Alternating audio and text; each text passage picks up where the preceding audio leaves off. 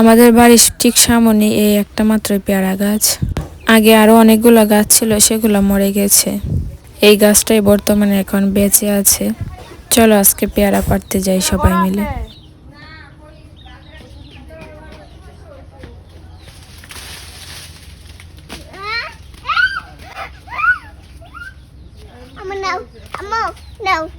এই পেয়ারাগুলো খেতে কিন্তু প্রচুর মিষ্টি হয়।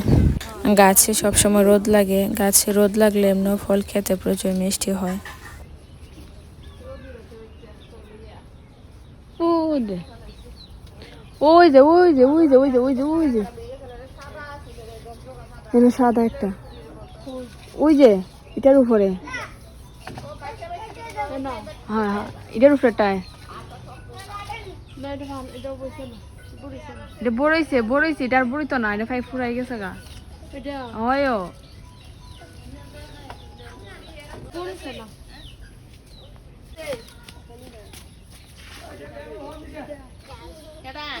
শুধুমাত্র এইবারই না, এই যে এভাবে দেখা যাচ্ছে প্রতি বছরে এভাবে প্রচুর পেয়ারা ধরে। এগুলো সাদা সাদা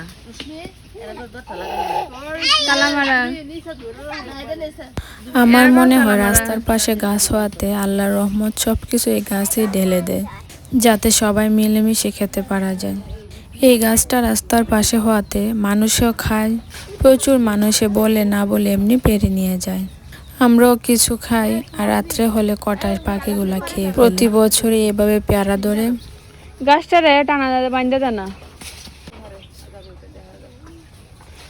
এই গাছের সাথে টানা দাও না।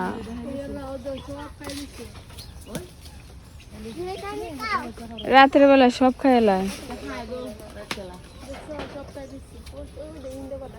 সব খায়া খায়া গুড়া ডাহালি চুলে রেখে দিছে। নিচ থেকে তো দেখা যায় সবগুলাই পাকা পাকা, কিন্তু পেরে দেখা যায় পেয়ারাগুলা ডিগা ডিগা পড়েছে। তাই আমার আম্মা দেখায় দেখায় দিতেছে কোনগুলো পারতে হবে আমার বোনকে। এটা বিদেশ থেকে ফোন আইছে,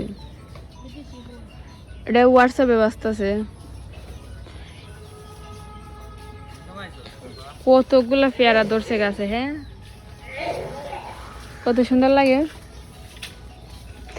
ওই দুইটা ফার, ওই দুইটা বড় হয়েছে, ছায়া দেখ। হালকা আইসি, ভালো আছো নি? ভালোই আছি।